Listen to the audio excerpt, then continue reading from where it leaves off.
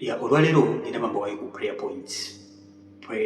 points ya guidance engeri gyekirina okuba nga tusabamu ng'abaana ba Katonda kikulu nnyo. Prayer points nkulu nnyo. Tulaba abayigiriza bagamba Yesu Mukama waffe tuyigirize okusaba. Yesu teyabagoba aba prayer points n'abwesaala eya kitaffe ali mu ggulu. Naw abayigiriza tebasaba nga kitaffe ali mu ggulu, zaali points ze balina okukoonako yalinga guidance ebalaga engeri gye balina okuba nga bakola ki nga basabamu. So kikulu nnyo okuba nga oyigirizibwa ng'omwana wa Katonda engeri gy'olina okuba nga osaba. Ekintu kindi ng'abaana ba Katonda tulina okukitegeera nti abantu bangi basaba mu nsi eno. Abantu bangi basaba mukwano gwange. Madiini mangi nnyo gasaba naye batono nnyo abafuna results. Lwaki? Katonda asosola? Waliwo abantu abatamanyi kusaba. Bayibuli eyogera mu kitabo kya Yakobo essula 4:3 egamba you ask and don't receive. Musaba ne mutaweebwa. Lwaki? Kubanga musaba bubi. Kitegeeza waliwo esaala embi. Waliwo esaala enkyamu. Ndoza gyagamba bwentyo. Waliwo esaala enkyamu. Waliwo esaala zimusindika maaso ga Katonda nga nkyamu nga tezigenda kudda ne results. So kikulu nnyo mukwano gwange Katonda atandika kusaba okutegeera nti esaala z'osindika maaso ga Katonda zezo entuufu z'olina okuba ng'osindika. Esaala z'osindika maaso ga Katonda zigenda kudda ne results. Ekisookedde kirina okutegeera ng'omwana wa Katonda nomatta embeera yonna gy'olimu mukwano gwange, prayer point namba emu weebazenga Mukama. Nabadde ku ssala ya kitaffe ali mu ggulu olina first of all kuba nga tandika okusaba okwakinooleginga nti ali mu ggulu kitaawo, taatawo. Tolina taatawo omuyekka gunsi kuno naye olina kitaawo mu ggulu. Katonda olina okugenda maaso omuapproachinga nga is your father. Byonna kitaawo byalina okukolera Katonda asobola okuba nga abikolera n'okusingawo. So bw'ogenda maaso ga Katonda ng'agenze nti kitaawo yakulaba ng'omuki ng'omwana. Mukama waffe omulungi yeebazibwe. So bwe tugenda maaso ga Katonda nga bagenze to our Father who art in heaven, hallowed be thy name. Kati ekyo ekitegeeza ki nti bw'oba ng'ogenza okusaba ng'omwana wa Katonda sooka owakinoliginge kitaffe ali mu ggulu. Sooka omuwe ebitiibwa bye byonna. Mukama waffe omulungi yeebazibwe. Sooka ogulumize ku linnya lye. Sooka omulage nti w'amaanyi. Sooka omujjukize by'akoze. Nga bwe yatonda eggulu n'ensi. Mwebaze mu kwakinoliginga by'akoze mwe tumwebaliza. So prayer point esooka mukwano gwange, acknowledge the name of the Father and learn to give thanksgiving to the Lord. Totuuka mu maaso ga Katonda n'otandika kusabira Omukama njagala kino oluusi obwekyatendereza Katonda ate n'otandika okutula emizimu ate esaala zo zikaala bukaazi mukwano gwange. Olina okuconcentratinga esaala yo ng'omwana wa Katonda ng'osooka ne weebaza Katonda. Bwe olina ebyetaago, oba olina embeera ekugoba, olina kyagala okulaba nga Katonda manifestinga mu bulamu bwo, naye tulina okutegeera ng'omwana wa Katonda olina okusaba nga esaala zo ziri so organized nga tezipaala eno n'eri. So bw'ogenda maaso ga Katonda weebazenga ku Mukama, weebazenga ku Katonda. Kyolina okutegeera embeera eyo gy'olimu ate awo wennyini wooli waliwo neyeegomba okutuukawo. Yes, awo wooli wolaba ng'ewazibu, waliwo eyeegomba just okubeerako awo wooli at least abe ng'asabira awo, naye awo wooli awo oyinza okulowooza nti wazibu. Oli mu nnyumba ya Muwarabu olowooza nti wooli weewasinga obubi, waliwo neyeegomba okutuukako awo at least awo wooli mu nnyumba ya Muwarabu era asaba esaala nnyingi okulaba nga at least atuukako awo ate gwe olaba ng'ewabi. So buli mbeera yonna gy'oli mukwano gwange weebaze Mukama. Oyinza okuba nga tolina bimala naye te ng'oli mulamu, nga waliyo alina buli kimu nga mulwadde mu ddwaliro, waliwo ate almost talina buli kimu, talina kantu konna n'amagulu talina, ate nosanga alaba muzibe n'agamba ate nze ndi waddeko. Ate muzibe wawulira ambulance ng'eyitawo n'agamba ate nze ndi muzibe naye siri mulwadde. So buli mbeera yonna mukwano gwange beera nga oyiga okuba nga weebaza Katonda. Bw'ojja mu maaso ga Katonda mwebaze. Okwebaza Katonda kulaga engeri gy'osiimamu. Mukama waffe omulungi yeebazibwe. Okwebaza Katonda kiraga engeri gy'osiimamu. Nawe esaala zidipendinga nga bana ba Katonda sonyi kimanya, waliwo esaala z'ekito. Omwana omuto aba asabanga era muto. Tugenda maaso ga Katonda mbagambye tugenda ng'abaana. Okay? Waliwo abaana abakulu, waliwo abaana abato, wadde nga ffenna tusigala tuli ki baana babeera mu categories. Waliwo omwana omuto nga muwere ng'akaaba olumu ebbere ng'asirika, abalukola abato. Buli wajja maaso ga Katonda ye focus ye mubeera ku kyayagala kyokka. Ye mwana omuto abeera self-centered, abeera so selfish, yerowoozaako yekka. Ayinza n'okaaba ng'olina by'okola n'akaaba omwana omuto osobole okuba ng'omusitula. So waliwo abaana ba Katonda ng'abo nga ye everything is self-centered, asaba mata na toys mu maaso ga Katonda. Mata Mukama pakino ninga tasobola kutwala kadde neyebaza Katonda n'amugulumiza. Mukama ffe omulungi baze. Bayibuli etugamba mu kitabo eky'Omumirembe ekisooka essuula 16 onyuga 34 egamba bw'eti, kale mwebazenga Mukama kubanga mulungi, kubanga okusaasira kwe kubeerera emirembe gyonna. Kale mwebazenga Mukama kubanga mulungi, kubanga okusaasira kwe kubeerera emirembe gyonna. Bayibuli Oluzungu egamba, Oh, give thanks to the Lord, for he is good, and his steadfast love endures forever. His steadfast love endures forever. So bw'enaba najja mu maaso ga Katonda ajja kujja mugambe Mukama ng'oli mulungi, Mukama okwagala kwo nga kwa lubeerera, Mukama okwagala kwo kutakoma, nga weebaza Katonda. Mukama ffe omulungi, weebaze Katonda ku lw'okwagala kwe. Now kino kigenda eri omuntu atasaba na dakiika zisukka 5 oba tosobola kuweza essaawa ng'osaba. Bw'ofuna prayer points osobola n'okusaba olunaku lwonna, kubanga watandise okwebaza Katonda oba okumutendereza olw'ebyo byakoze. Ne bw'otunula butunuza arawundi w'oli osobola okulaba Katonda byakoze. Ne bw'otunula mu bulamu bwo wadde ng'olina embeera gy'oyitamu osobola okulaba emabega Katonda byakoze. Okuva obuto bwo osobola okulaba Katonda byakuyisizaamu okutuusa awo okola ki w'oli mukwano gwange. So bw'otandika okutendereza Katonda n'olaba ebirungi byakoze mukwano gwange n'omwebaza, naye kyokka kikosa okukitwalako eddakiika 3. Newebaza Katonda ku lw'ensi eno, newebaza Katonda ku lw'emirembe, newebaza Katonda ku lw'abazadde, newebaza Katonda ku lw'abasumba bo, newebaza Katonda ku lw'ekkanisa, newebaza Katonda ku lw'obuweereza buno. Tebukwadde omukisa nabo ne weebaliza Katonda. So okwebaza Katonda kisobola okutwala obudde obuwererako ddala. Weebaza Mukama naye nga kirungi nnyo kiraga Katonda nti osiima. Bayibuli yogera mu kitabo kya Zabbuli 95 osobola okusoma okutandikirawo neeza ejja kusomera okutandikira ku Lwokusatu. Bayibuli egamba, For the Lord is great and is a great king above all gods. His hands are the depths of the earth, and the heights of the mountains are his also, and the sea is his, for he made it, and his hands formed the dry land. Mukama yebazibwe. Olaba bino ebyogerwako wano by'ebintu Mukama Katonda byakoze. Nawe oyagala okuyiga okutendereza obulungi Katonda oba okusaba, in fact bw'obanga oyagala okutendereza obulungi Katonda olina okusoma kino ekitabo kya Zabbuli. Ono omusajja awandika Zabbuli eno Kabaka Dawudi yatendereza nnyo Mukama mu Zabbuli. Mukama yebazibwe nnyo. So bw'obanga oze mu maaso ga Katonda acknowledge ng'ebyo Katonda byakoze, sooka omuwa ekitiibwa olw'ebyo byakoze nga tonnaba kusaba byagala maaso ga Katonda. Muyimuse mulage Katonda nti w'amaanyi. Ekituufu kinti Katonda ye teetaaga kumulaga nti w'amaanyi, olwedde w'amaanyi. Okumuwaanaako, okumuyimusaako tekulina kikumwongerako, tekulina kikumuggyako, wabula kuyamba ggwe obanga ogenze mu maaso ga Katonda. Kuyamba ggwe obanga oli maaso ga Katonda ng'owakinolejinga Katonda byakoze, kusitula okukkiriza ku maaso ga Mukama. N'ojjukira Katonda yatonda omusana, yatonda enjuba, yatonda emigga, yatonda ebyennyanja. Katonda sasiteniga ebintu bino byonna nekikuleetera okutegeera nti Katonda aba akwagala nnyo okusinga ebyo byonna, n'otegeera nti Katonda nange asobola okuba nga annyamba, asobola okuyingira mu mbeera yange. Ozotegedde lwaki olina okutendereza Katonda. Kiyamba ggwe okumuvinga omwoyo gwo okutwala mu presence ya Katonda, okwakinolejinga emirimu gya Katonda gy'akoze. Kiyamba ggwe ng'omwana wa Katonda okusobola okusitula emmeeme n'okukkiriza mu ssaala, okutegeera ebirungi Katonda byakoze. Bw'ojjukira Mukama gy'akujje, kikuyamba okuba nga omwoyo gwo guzimbibwa muli munda, n'otegeera nti Katonda kituufu agenda kukola okukkiriza kuno kweyongera mu maaso ga Katonda, ate nga kyekituufu kisanyusa nnyo Katonda bw'owakinolejinga ebyo Katonda affe byakoze. Lwogera nsoma mu kitabo kino ekya Zabbuli essuula ya 118 Bayibuli egamba, This is the day that the Lord has made, let us rejoice and be glad in it. Luno lwe lunaku Mukama Katonda lwakoze, tusanyuke tulujagulizeeko. Lwe lunaku Mukama lwakoze, tusanyuke tulujagulizeeko. Yesu omulungi yebazibwe nnyo. This is the day that the Lord has made, let us be glad and rejoice in it. So bw'obanga oze mu maaso ga Katonda mugambe Mukama nkwebaza n'olunaku olwaleero era ndusanyukirako. Nkwebaza Mukama kubanga ngenda kukulaba, nkwebaza Mukama kubanga ngenda kulaba obukulu bwo, ngenda kulaba obulungi bwo mu nsi ey'abalamu.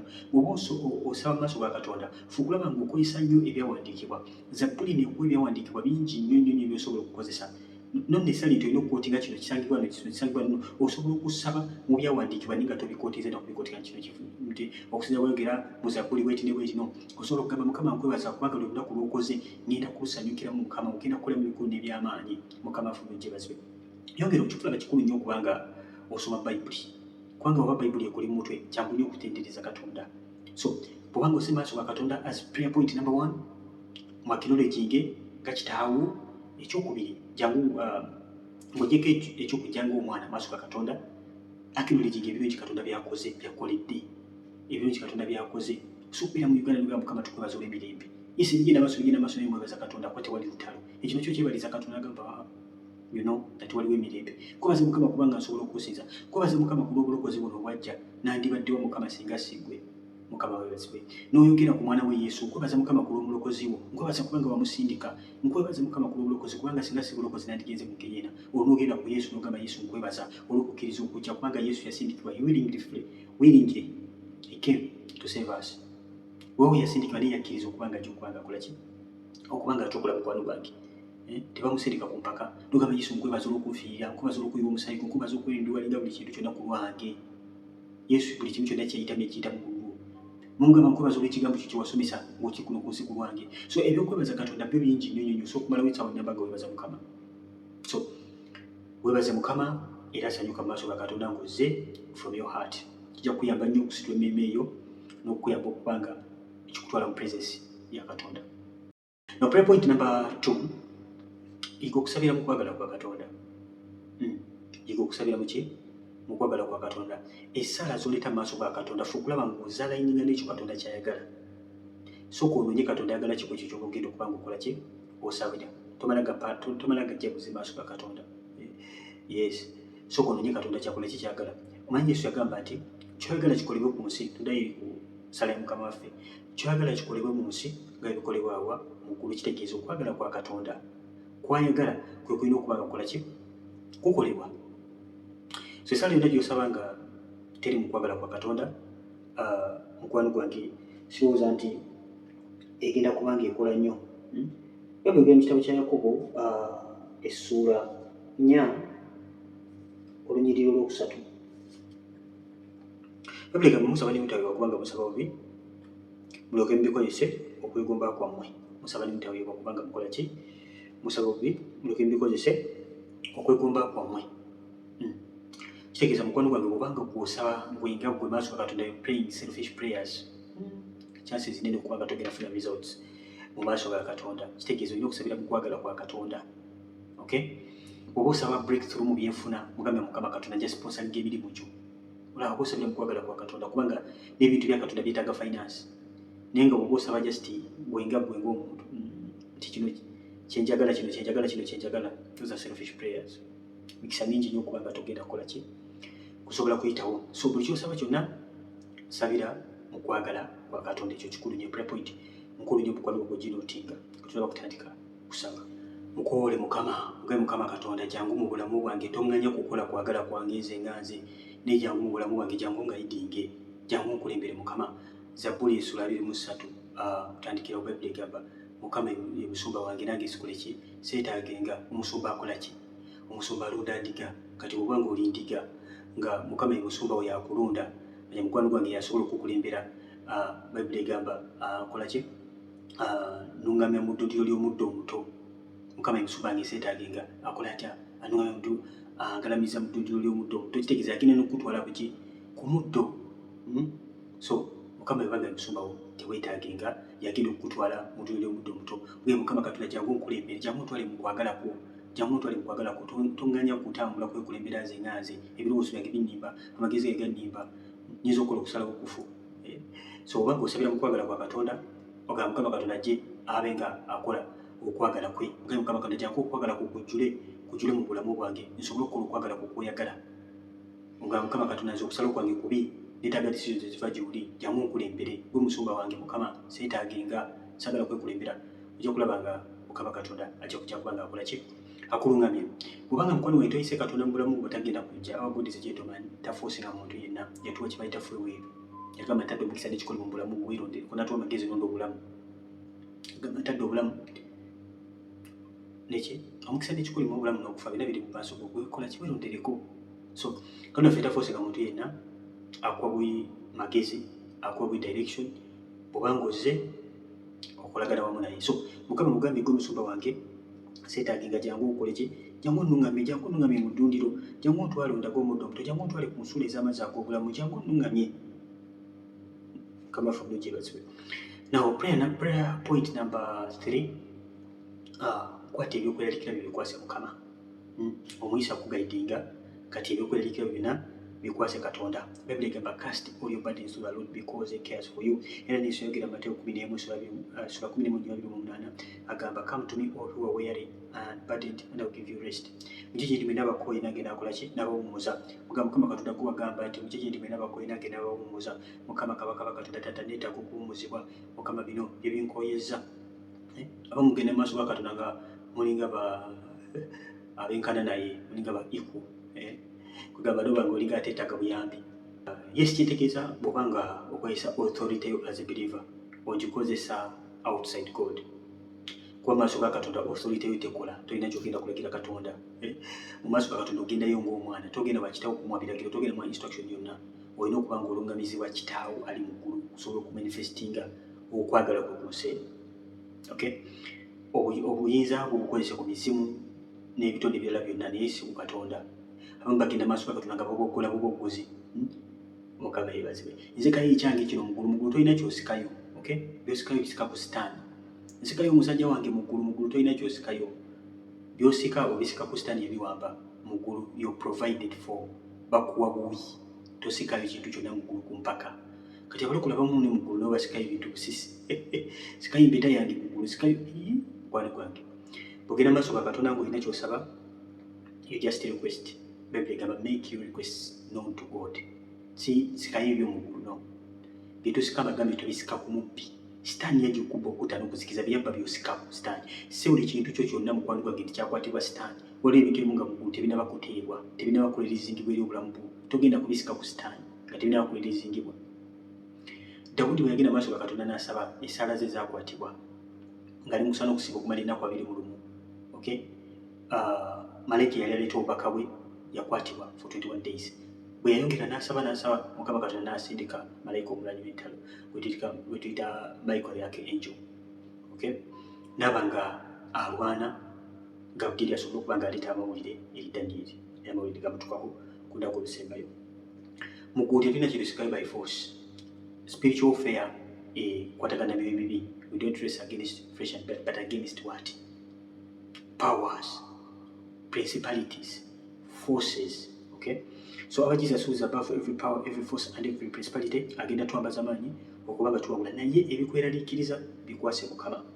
Ebikweraliikiriza bikwase Katonda. Yambala amaanyi n'obuyinza oba n'olutalo. Requests zo saba Katonda ky'oyagala. Mugambe Mukama Katonda kino kyenjagala n'eki nga bwe nkugambye yiga okulaba ng'osabira mu kwagala kwa Katonda. Tosaba busabira just gafuna. Sabira mu kwagala kwa Katonda, but make your requests known to God. Tomala gasaba fwa. Mukama yeebazibwe nnyo. Ate era prayer point number 4 yiga okubanga weesiga Katonda. Bantu bangi nnyo beebaza Katonda. Basabira mu kwagala kwa Katonda. Ebibeerekiza bikwasiriza Mukama n'ate ne batamwesiga. Kutegeeza tumuteyesiga Mukama. Amala okuva mu ssaala n'ayogera ebintu ebiri negatifu. N'ayogera ebintu eby'okulemererwa. N'erabanga lugojamye. Yesu kwerabanga lugojamye kiba kiraga nti toweekakasa nti Katonda agenda kukuyamba. Ate nga Yesu yatugamba buli kintu tusaba nga tukkirizenga tukiweereddwa. Then tukkirizenga tukiweereddwa. Yagamba if you abide in my word and my word abides in you, ask for whatever you want. Nti bwetu simanyi bakyogera mu Luganda bannange. Bwe tuleka ekigambo kya Katonda nikingira munda muffe ne tulina ffe ne kitambuliramu tusabe nga buli kye twagala. Mukama waffe omulungi yeebazibwe. So bw'osaba n'osabira mu kwagala kwa Katonda kyekigambo kye kkiriza nti n'omukwano gwange by'osabye Katonda agenda kubikuwa. Azino nga osabidde mu kwagala kwa Katonda. Okubuusabuusa kiraga engeri gy'oteesiga mu Mukama. So bw'obanga oli mu maaso ga Katonda laga Katonda nti omwesiga. Naye bw'ova odde maaso ga Katonda mukwano gwange esaala esigala egenda maaso. Wakati awo esaala yo ng'ogisabye egeze maaso ga Katonda. Ne wano nga tennaba kutuukirizibwa. Awo wennyini abamu bwe bafeeyiringira. Okukkiriza kuno kukola ki? Ne kukuyiwayo. Yes, Mukama Katonda Mukama nkwesiga. Wagamba si kirungi omuntu okubeera yekka. Kyova amutwalira omubeezi akola ki? Amusaanira. Mukama ekyo si ekigambo kyo. Otosabire mu kwagala kwa Katonda. Mukama Katonda nkwesiga. Kubanga oli mukuntondera omubeezi ansaanira. Mukama nkusaba omuleete. Oyo ansaanira gwe wantondera. Mukama waffe omulungi yeebazibwe. Ate Mukama mwesige. Leka kwegujjiza mu makubo go. Abamu mwesize Katonda okyalemedde ku X. Okyalemedde ku X nkaninde Mukama walimpanga onoomuleka. Mukama talina gwagenda kuleeta kubonyabonyeeza mu relationship yo. Tewali. As long as okyali ku musingi gwo gw'ozimbire Katonda talina kyagenda kwongerezaako. Okyesiga Katonda okyayinayirizi biveeko. Kubanga tunaba kuta kya sitaani.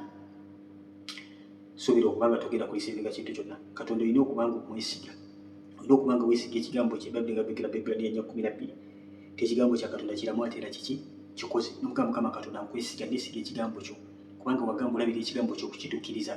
Nsabidde mu kwagala kwo Mukama nzikiriza nti ogenda kulabira ekigambo kyo okukituukiriza. Nzikiriza nti ekigambo kyo nga bwe kiri ekiramu ate era ekikoze kigenda kukola mu mbeera yange. Mukama nkwesiga. Laga Katonda engeri gy'omwesiga. Mikwano Bayibuli egamba Katonda tayiwa, Katonda tadisappointinga.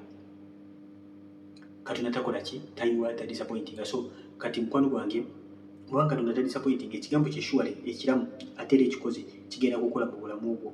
Kigenda kunoonya ekyo kikirina okuba nga kisalamu ate era n'okwawula kikole ki kyawule. Katonda waffe tafeeringa, Katonda waffe talemererwa, Katonda waffe mulwanyi w'amaanyi.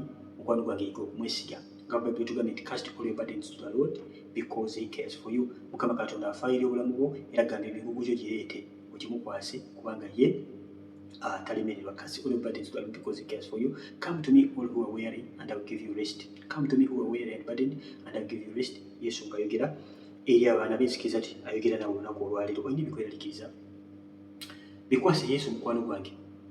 Bw'ola bimukwasa ate era omwesige. So mu byonna yiga okubanga osoma ekigambo kya Katonda. Tewali ngenda kusabira ku kigambo kya Katonda ky'otasomye. Okukkiriza nga bwe kuva mu kuwulira n'okukola ekigambo kya Katonda ky'otawulidde togenda kukikkiriza, ky'otasomye togenda kukitegeera. So beera sikoola wa Bayibuli, beera musomi wa kigambo kya Katonda, beera omuntu asiba nga osoma ekigambo kya Katonda. So nga bwe tuyise olunaku olwaleero, leka ebyetaago byaffe tubiteeke mu maaso ga Katonda. Bayibuli nga bweyogera mu kitabo kya Yakobo essula 1:17, Bayibuli egamba buli kirabo ekirungi na buli kitone ekituukirivu kiva waggulu nga kikka eri kitaffe w'ebyaka, atayinza kuba na kufuukafuuka newankubadde ekisikirize eky'okukyuka. Mukama yeebazibwe. Bayibuli Oluzungu egamba every good gift and every perfect gift is from above, coming down from the Father of lights, with whom there is no variation or shadows due to change. Mukama Katonda affe tasosola mu bantu, teyekyusakyusa. So buli kirabo ekimu kyonna kivaani, buli kirabo ekirungi na buli kitone kiva eri Katonda. So ekintu kyokka kyogenda okulwanyisa ekisitaani ky'olowooza kyakutte kyekyo Mukama Katonda kyakulaze nti akikutte. Olina ky'osaba Katonda, osaba Mukama Katonda kukuwa nnyumba, todda mukulwana lutalo lwakusika nnyumba ye Mukama gy'atannaba kukuwa. Mukama yeebazibwe. Sooka okisabe Katonda. Obanga mukwano gwange tulaba kimanifestinga, ketta mu nsi ey'omwoyo gwe Mukama kiki Mukama wakulaga nti kyakwatibwa. Oyinza okuba ng'osikayo ennyumba naye nga tennaba nakuweebwa mu maaso ga Katonda. Nkutula nzija ennyumba yange yonna gye baagitwala ani yagikuwa. Okay? Mukama Katonda wesi tannakuwa kintu oli mu kutula muzimu. So okwesitinga obudde bwo ng'okutula guno omuzimu ne guno ne guli, it is better okusabira mu mwoyo. Bayibuli egamba bakulembera omwoyo wa Katonda baana ba Katonda. Siragende sinakulwana lutalo, but ketta mu nsi ey'omwoyo manyi kiki olina okulwanyisa. Oli kawula ya musumbwa nawe oli ku kawula, ebyo birala. Gulubale yakutawaanya, gwe butafumbirwa yakutawaanya, kati okuba gwa butafumbirwa ate olenda oli mufumbo. See that confusion. So ketta olabe ebikutawaanya mukwano gwange. Ebyo byokka ebikwatiddwe westinga obudde bwo. Mukama wakulaga nti embaga yina weekwatiddwa Samwera. Lwana olutalo kubuuze Mukama kiki wakulaga nti ne bomwe tebafumbirwa waliwo emizimu egikyakutte. Oba bw'oketta nawe n'olabira omwe nga teri mbaga, nga byonna bifa bufi mukwano gwange. Lwana olutalo. Bizinesi yo gy'osaba Katonda, musabe Mukama Katonda akuwe. Bakulaga nti waliwo ekikutte mu bizinesi yo Mukama alina kyakulaze. Lwana olutalo kufiirawo mukwano gwange. Saba Katonda yagaba omukisa. Bayibuli egamba etya omukisa wa Katonda bwe gwagabaza ate guliko biyirike. Kati obanga oli ku sitaani gw'ogamba nti kujjako omukisa gwo, mukwano gwange omukisa gusabe Katonda. Mukama wakulaga nti waliwo ekikutte omukisa gwo oba olusumu so tagukubozze. Ekiro kiba tukola ebirooto. Kweno video almost ebirooto ebisinga byonna mbikoze. So ekitulo kyonna ky'olusoso ogenda n'okisa kigenda otegeera amakulu gaakyo n'olwana olutalo ng'olwanyisa ky'otegeera. Don't waste time okuba amasasi wano ne wali mu bbanga oshutinga buli muzimu gwonna. Bw'okonsentratinga ku kyakusiba n'okonsentratinga ku kintu kimu ogenda funa obuwanguzi.